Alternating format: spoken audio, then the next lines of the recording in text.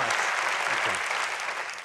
I moved to America 12 years ago with my wife, Terry, and our 2 kids. Actually, truthfully, we moved to Los Angeles. Thinking we were moving to America, but anyway, it's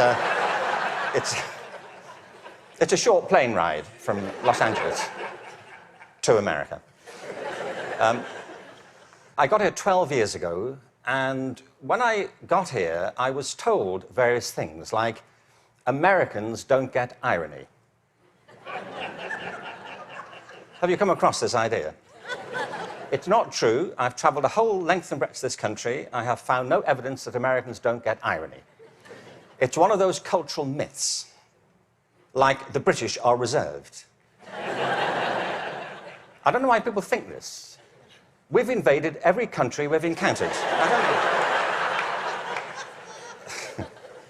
But it's not true Americans don't get irony, but I just want you to know that that's what people are saying about you behind your back. You know, when you leave living rooms in Europe, people say, thankfully, nobody was ironic in your presence. But I knew that Americans get irony when I came across that legislation, No Child Left Behind. Because whoever thought of that title gets irony. Don't they?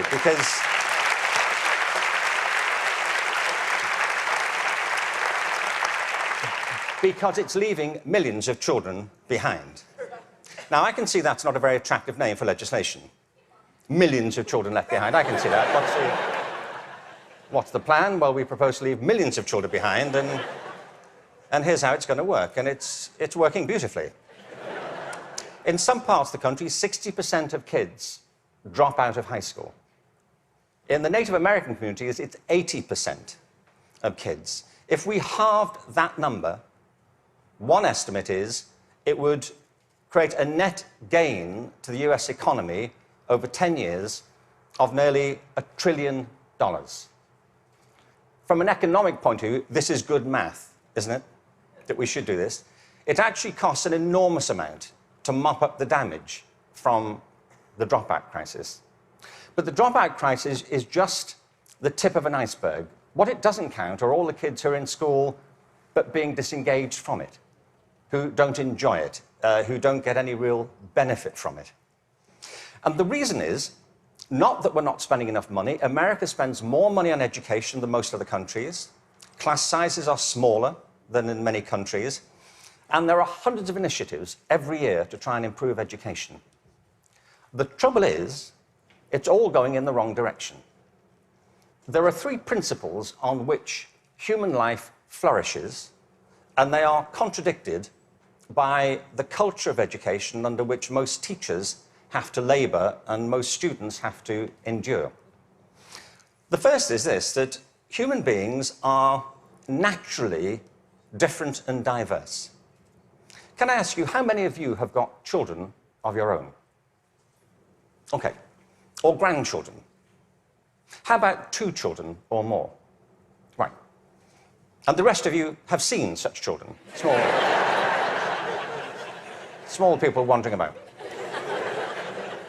I will make you a bet, and I'm confident I will win the bet. If you've got 2 children or more, I bet you they are completely different from each other, aren't they? Aren't they? You would never confuse them, would you? Like, which one are you? Remind me. You know, your mother and I are going to introduce some colour-coding system so we don't get confused. Education under No Child Left Behind is based on not diversity, but conformity. What schools are encouraged to do is to find out what kids can do across a very narrow spectrum of achievement. One of the effects of No Child Left Behind has been to narrow the focus onto the so-called STEM disciplines. They're very important. I'm not here to argue against science and math. On the contrary, they're necessary, but they're not sufficient. A real education has to give equal weight to the arts, the humanities, to physical education. An awful lot of kids... Sorry, thank you.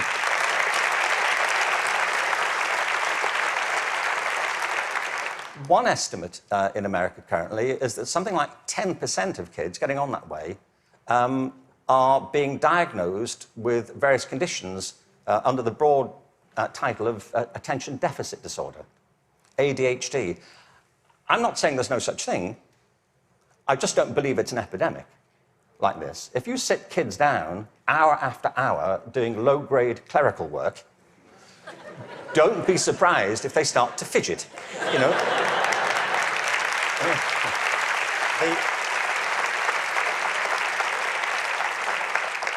Children are not, for the most part, suffering from a psychological condition. They're suffering from childhood, you know, and I know this because I spent my early life as a child. I went through the whole thing. And kids prosper best with a broad curriculum that celebrates their various talents, not just a small range of them. And by the way, the arts aren't just important because they improve math scores, they're important because they speak to parts of children's being which are otherwise untouched. The second... Sorry, thank you. The second principle that drives human life and flourishing is curiosity. If you can light the spark of curiosity in a child, they will learn without any further assistance very often. Children are natural learners. It's a real achievement to put that particular ability out or to stifle it. Curiosity is the kind of engine of achievement. Now, the reason I say this is because one of the effects of the current culture here, if I can say so, has been to deprofessionalize teachers. There is no system in the world or any school in the country that's better than its teachers.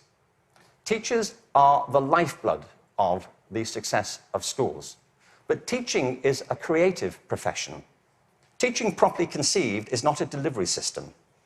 You know, you're not there just to pass on received information. Great teachers do that. But what great teachers also do is mentor, stimulate, provoke, engage. You see, in the end, education is about learning. If there's no learning going on, there's no education going on. And people can spend an awful lot of time discussing education without ever discussing learning. The whole point of education is to get people to learn. A friend of mine, an old friend, actually very old, he's dead. That's as old as he gets, I'm afraid. So, but a wonderful guy, he was. A wonderful philosopher. He used to talk about the difference between the task and achievement senses of verbs. You know, you can be engaged in the activity of something, but not really be achieving it. It's like dieting. It's a very good example, you know. There he is, he's dieting. Is he losing any weight? Not really. Teaching is a word like that. You can say, there's Deborah, she's in room 34, she's teaching. But if nobody's learning anything, she may be engaged in the task of teaching, but not actually fulfilling it. The role of a teacher is to facilitate learning. That's it. And part of the problem is, I think, that the culture of, the dominant culture of education has come to focus on not teaching and learning, but testing. Now, testing is important. Standardized tests have a place. But they should not be the dominant culture of education. They should be diagnostic. They should help. You know, if I go for a medical examination, I want some standardized tests. I do. You know, I want to know what my cholesterol level is compared to everybody else's on a standard scale. I don't want to be told on some scale my doctor invented in the car. You know, your cholesterol is what I call level orange. Really? Is that good? We don't know. But all that should support learning. It shouldn't obstruct it, which of course it often does. So in place of curiosity, what we have is a culture of compliance. Our children and teachers are encouraged to follow kind of routine algorithms rather than to excite that power of imagination and curiosity. And the third principle is this, that human life is inherently creative. It's why we all have different resumes. We create our lives, and we can recreate them as we go through them. It's the common currency of being a human being. It's why human culture is so interesting and diverse and dynamic. I mean, other animals may well have imaginations and creativity, but it's not so much in evidence, is it, as ours. I mean, you may have a dog, you know, and your dog may get depressed. You know, but it doesn't listen to Radiohead, does it? And, sit staring out the window with a bottle of Jack Daniels. And you say, would you like to come for a walk? He said, no, I'm fine. No. You go. I'll wait, I'll go. But take pictures. We all create our own lives through this restless process of imagining alternatives and possibilities, and one of the roles of education is to awaken and develop these powers of creativity. Instead, what we have is a culture of standardization. Now, it doesn't have to be that way. It really doesn't. Finland regularly comes out top in maths, science, and reading. Now, we only know that's what they do well at because that's all that's being tested currently. That's one of the problems of the tests. They don't look for other things that matter just as much. The thing about work in Finland is this. They don't obsess about those disciplines. They have a very broad approach to education, which includes humanities, physical education, the arts. Second, there is no standardized testing in Finland. I mean, there's a bit, but it's not what gets people up in the morning. It's not what keeps them at their desks. And the third thing is, I was at a meeting recently with some people from Finland, actual Finnish people, and so somebody from the American system was saying to the people in Finland, what do you do about the dropout rate in Finland? And they all looked a bit bemused and said, well, we don't have one. Why would you drop out? If people are in trouble, we get them quite quickly and help them and we support them. Now, people always say, well, you know, you can't compare Finland to America. No, I think there's a population of around 5 million in Finland. But you can compare it to a state in America. Many states in America have fewer people in them than that. I mean, I've been to some states in America and I was the only person there. Really. Really, I was asked to lock up when I left. But what all the high-performing systems in the world do is currently what is not evident, sadly, across the systems in America. I mean, as a whole. One is this. They individualize teaching and learning. They recognize that it's students who are learning, and the system has to engage them, their curiosity, their individuality, and their creativity. That's how you get them to learn. The second is that they attribute a very high status to the teaching profession. They recognize that you can't improve education if you don't pick great people to teach and if you don't keep giving them constant support and professional development. Investing in professional development is not a cost, it's an investment. And every other country that's succeeding well knows that, whether it's Australia, Canada, South Korea, Singapore, Hong Kong, or Shanghai. They know that to be the case. And the third is they devolve responsibility to the school level for getting the job done. You see, there's a big difference here between going into a mode of command and control in education. That's what happens in some systems. You know, central governments decide or state governments decide, they know best and they're going to tell you what to do. The trouble is that education doesn't go on in the committee rooms of our legislative buildings. It happens in classrooms and schools. And the people who do it are the teachers and the students. And if you remove their discretion, it stops working. You have to put it back to the people.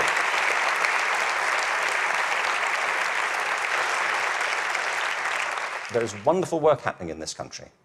But I have to say, it's happening in spite of the dominant culture of education, not because of it. It's like people are sailing into a headwind all the time. And the reason I think is this, that many of the current policies are based on mechanistic conceptions of education. It's like education is an industrial process that can be improved just by having better data. And somewhere in, I think, the back of the mind of some policymakers is this idea that if we fine-tune it well enough, if we just get it right, it'll all hum along perfectly into the future. It won't, and it never did. The point is that education is not a mechanical system, it's a human system. It's about people. People who either do want to learn or don't want to learn. Every student who drops out of school has a reason for it. which is rooted in their own biography. They may find it boring, they may find it irrelevant, they may find that it's at odds with the life they're living outside of school. There are trends, but the stories are always unique. I was at a meeting recently in Los Angeles they're called alternative education programs. These are programs designed to get kids back into education. They have certain common features. They're very personalized.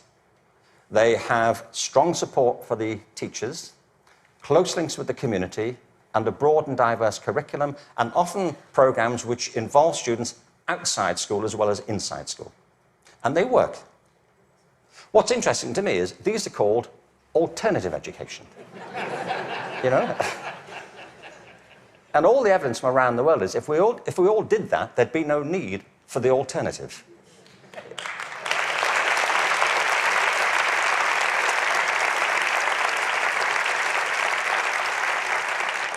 So I think we have to embrace a different metaphor.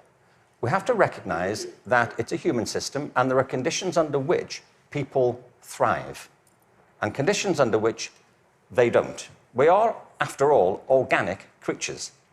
And the culture of the school is absolutely essential. Culture is an organic term, isn't it? Not far from where I live is a place called Death Valley. Death Valley is the hottest, driest place in America, and nothing grows there. Nothing grows there because it doesn't rain, hence Death Valley. In the winter of 2004, it rained in Death Valley. 7 inches of rain fell over a very short period. And in the spring of 2005, there was a phenomenon. The whole floor of Death Valley was carpeted in flowers for a while. What it proved is this, that Death Valley isn't dead. It's dormant. Right beneath the surface are these seeds of possibility, waiting for the right conditions to come about. And with organic systems, if the conditions are right, life is inevitable.